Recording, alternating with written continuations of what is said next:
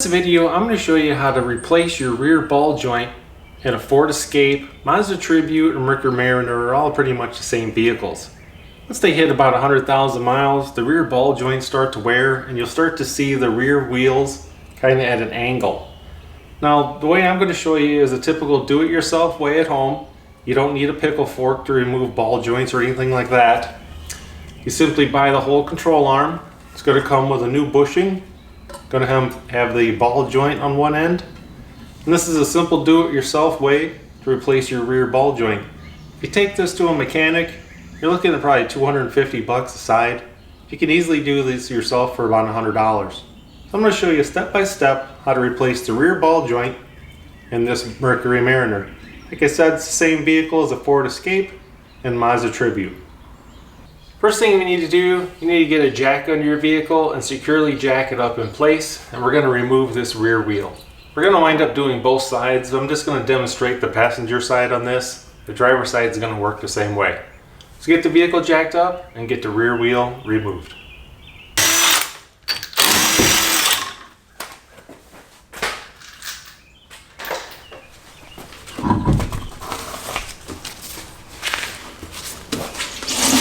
I'm going to bring the camera in kind of down here close so you can see what we're talking about.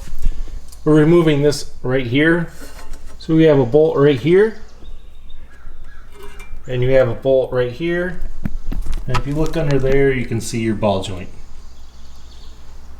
Now, more than likely there's going to be a lot of rust on these nuts and bolts. I like to use this screw loose super penetrant. I'll put a link in Amazon on this penetrant and on the control arm in the description below. But you're going to want to spray some of this on, let it soak about 20 minutes, and it's going to help work that nut loose.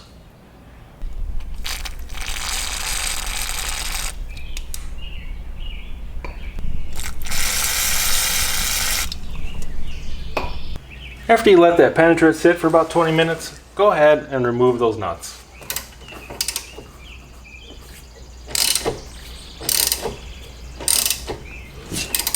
Now, you will have part of your body underneath this vehicle to remove that control arm. I've got a jack and 2 jack stands. You can never be too careful.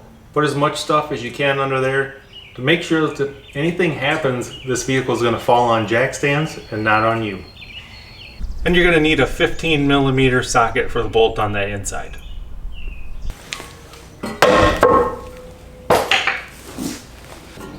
Usually you got to beat on your old control arm with a big rubber mallet and it will pop right out. Now you can, like I did here, I just put a jack underneath the end of the disc brake just to help take a little bit of pressure off. You hit it a couple times and it popped right out. Now what I always like to do, take your old part, lay it next to your new part, and make sure that it's the right one. Also, stamped on your new control arm there'll be an R and an L. Make sure that you're installing the right one on the right side. So we'll go ahead, we'll slide this one back in place. I like to spray a little bit of lubricant around the areas that are going to be going up into a hole. And also on the bottom of this there's going to be a grease zert. So pump a couple pumps of grease in there before we put this on.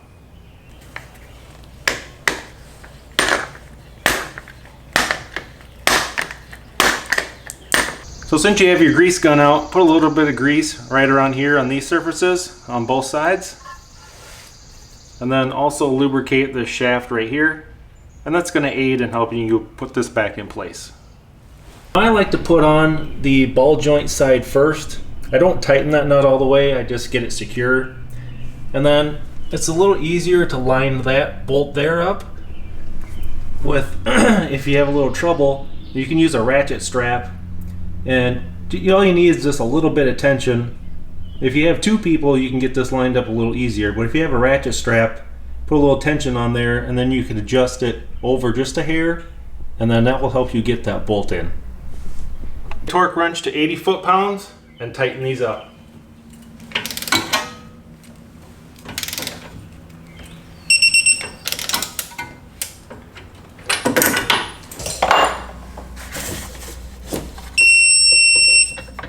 Go ahead and reinstall the rear wheel.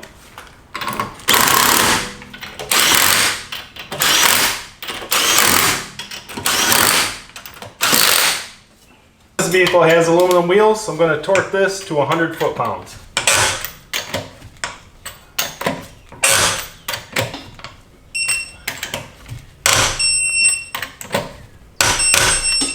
You've torqued your lug nuts, you go ahead and remove your jack and jack stands.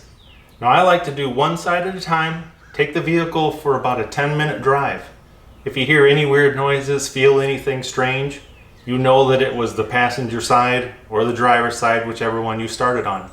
If you go ahead and do both sides, go out for a drive, and you hear some strange noise, you're not going to know is it the passenger side or the driver's side. So that's a pro tip, do one side at a time, take it for a drive, come back, if everything's good, go ahead and do the other side.